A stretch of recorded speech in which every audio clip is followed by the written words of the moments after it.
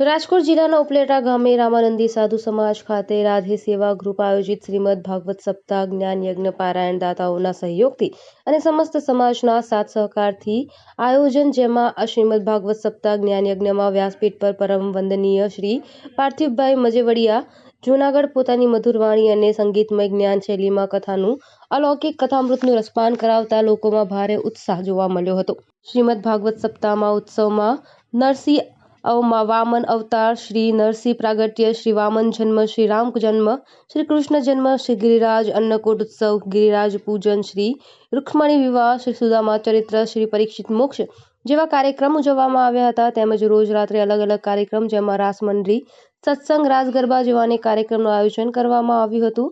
શ્રીમદ ભાગવત સપ્તાહમાં આમંત્રણને માન આપી અનેક નામી અનામી તેમજ રાજકીય મહાનુભાવોએ હાજરી આપી હતી, સપ્તાહનું રસપાન કર્યું હતું, તેમજ ગામના ધર્મપ્રેમી જનતા દ્વારા કથા શ્રવણ કરવામાં આવ્યું હતું। દ્વારકાધીશની જય છે। રાધેસેવ ગ્રુપ દ્વારા શ્રીમદ ભાગવત સપ્તાહ જ્ઞાન યજ્ઞનું રાધેસેવ ગ્રુપ દ્વારા આયોજન થયું હતું। એમાં અમે રાધેસેવ ગ્રુપના જે બધા બહેનો છે, આ બધું જે અમારું ગ્રુપ ચાલે છે, જે કાંઈ અમે કાર્યક્રમ કરીએ છીએ એ બહેનો સંચાલિત હોય છે। અને અમે આ રીતે કોરોનામાં અમને એક એવો વિચાર આવ્યો કે શ્રીમદ ભાગવત સપ્તાહ કરીએ, એટલે અમારો એવો સંકલ્પ હતો। અને ખાસ કરીને મારો, અને હું અત્યારે રાધેસેવા ગ્રુપમાં પ્રમુખ તરીકે મારી સેવા બજાવું છું, અને બધા જ બહેનો સાથે રહી હળીમળી અને કામ કરીએ છીએ। અમે આ રીતે 5 સપ્તાહ અમારી પૂરી થઈ છે આજે જ, અને હવે પછી અમારી જે 6 સપ્તાહ બાકી છે, 11 સપ્તાહનો અમારો સંકલ્પ હતો। અને છેલ્લી સપ્તાહ અમે બધા રાધેસેવા ગ્રુપ દ્વારા અને અહીંથી જે ભાવિકો કે શ્રોતાઓ આવે એ બધાને પણ અમે ત્યાં હરિદ્વાર લઈ જઈશું। અને અમારી એવી ઈચ્છા છે કે અમે 11મી સપ્તાહ હરિદ્વાર કરીએ। અને અમારી જુદી જુદી બધી પ્રવૃત્તિ છે કે દર અમાસે અમે બાળકો જમાડીએ, પછી નિદાન કેમ્પ હોય, એવી બધી લોકોને ઉપયોગી કાર્ય કરીએ છીએ। અને અમે જુદા જુદા જગ્યાએ અમે ભાગવત સપ્તાહનું આયોજન કરીએ છીએ। અમે કોલકી કરી, એવી રીતે ઉપલેટામાં અમે 4 કરી। આ રીતે અમે બધા બહેનો સાથે હળીમળીને કરીએ છીએ। અને અમારો ધ્યેય એક જ છે કે લોકોને સારા વિચારો મળે, વ્યસન મુક્તિ થાય।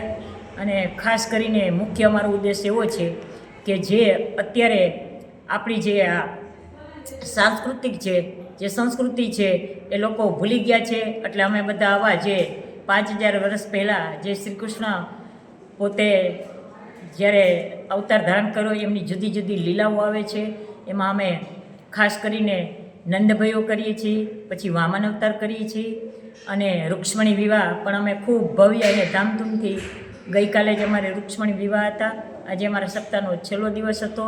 અને અમે જે બધા કામ કરીએ છીએ એ નિસ્વાર્થ ભાવે, એમાં અમારો કોઈ હેતુ સ્વાર્થનો હોતો નથી। એટલે આ રીતે અમે આવું કાર્ય અને અમને સારા વિચારો શ્રી કૃષ્ણ પરમાત્મા આપે એવી પ્રાર્થના રાધેસેવા ગ્રુપ દ્વારા હું કરું છું। જય શ્રી કૃષ્ણ। રાધે રાધે રાધે।